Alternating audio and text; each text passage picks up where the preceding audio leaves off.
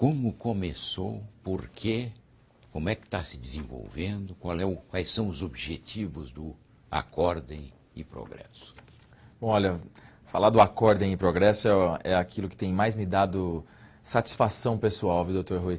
E a forma como ele começou foi uma coisa muito inusitada, porque as pessoas que se uniram, em princípio, para debater esse tema, que ainda não tinha nome, não tinha objetivo estabelecido, foram jovens empresários que trabalharam durante alguns anos em algumas questões como liderança, como gestão com ética, e que, com vontade de extrapolar isso do ambiente empresarial e o que impacto que isso poderia ter na sociedade como um todo, vinham se reunindo para discutir isso, fora do ambiente empresarial, do CIESP, e no momento que ocorreu o mensalão, né? O primeiro, porque agora ficou moda, né, ter mensalão.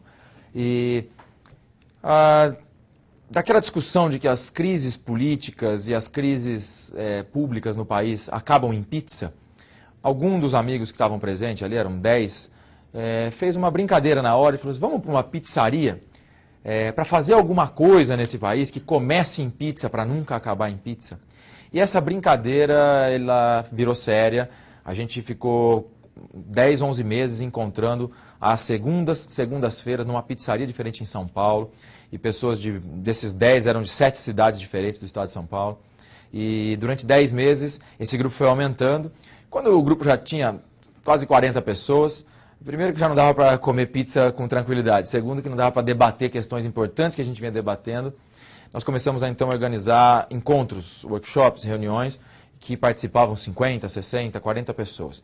Fizemos encontros desse a cada mês, 2 meses em São Paulo, em São José do Rio Preto, em Campinas, e com pessoas que iam de Santo André, Ribeirão Preto e vários cantos aí do estado de São Paulo. E desses encontros começou a se delinear quais eram os nossos objetivos, o que nos unia, o que a gente tinha, quais eram as demandas. E nisso nasceu o Acordem e Progresso. O que é o Acordem? É um movimento, antes de tudo, e que há mais de 1 ano e meio já está oficializado como um instituto legalista, tem CNPJ, tem diretoria. Uma associação civil. É uma associação civil.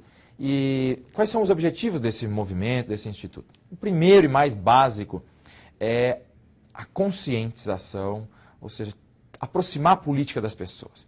Conscientizar cada um de nós brasileiros de que política é uma coisa bonita e necessária, porque política é a polis com ética, vindo lá do grego antigo. Polis é a cidade-estado, é a coisa pública, com ética, ou seja, é a nossa relação como cidadãos dentro de um ambiente de maneira a organizar e melhorar o coletivo. Está sendo distorcida não porque a política é feia, porque os governos são corruptos, porque pessoas mal intencionadas, porque pessoas sem valores estão se aproveitando. Seria como condenar um revólver, é condenar a política. O revólver não atira, um cidadão pode usar um revólver para se proteger de um animal numa floresta ou para cometer um crime. Então, a conclusão de que nós temos uma ojeriza, um distanciamento da política como cidadãos, isso é evidente nas conversas de bares ou em estatísticas, doutor Rui. Se a gente pegar hoje no Brasil, a gente levantou que 95% de nós brasileiros não se lembram em quem votou. E isso para cargos de executivo. O senhor imagine para cargos de proporcionais. Senador, deputado federal, deputado estadual, vereadores. As pessoas não se lembram em quem votou. Isso é péssimo para a democracia, porque se você não lembra em quem votou, você não pode saber como cobrar. Se você não sabe quem cobrar, você não tem instrumentos e acredita que não tem solução, você se afasta da política. E quando o cidadão se afasta da política, ele abre espaço para aqueles que vivem da política.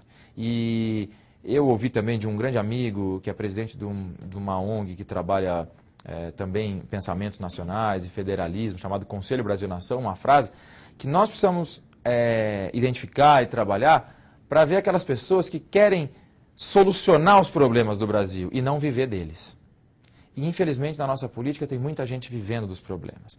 Então, a gente montou o movimento com esse intuito. Primeiro, o público-alvo principal, o jovem. Por que o jovem? Porque o jovem ele ainda vai viver um tempo grande e já é ativo na sociedade, idealista, com vontade de transformação, natural da sua idade e personalidade. Mas ele vai ter, daqui a pouco, ele deixa de ser jovem para ser o principal estrato da sociedade. E se hoje a gente não tem nas escolas uma educação moral, ética, e não tem mais, por exemplo, matérias que deixam claro o que é democracia, o que é voto, por que isso acontece assim, quais são os 3 poderes, quais são os entes da federação, qual que é o papel de um prefeito, de um vereador. Você vê campanhas de vereador, o cara prometendo para a população construir ponte. Não é papel de vereador isso. E as pessoas, nós não sabemos, a gente não lembra em quem votou. Então, o principal papel do movimento é conscientizar, mais uma vez, a cada um de nós sobre o nosso papel como cidadão na atuação política.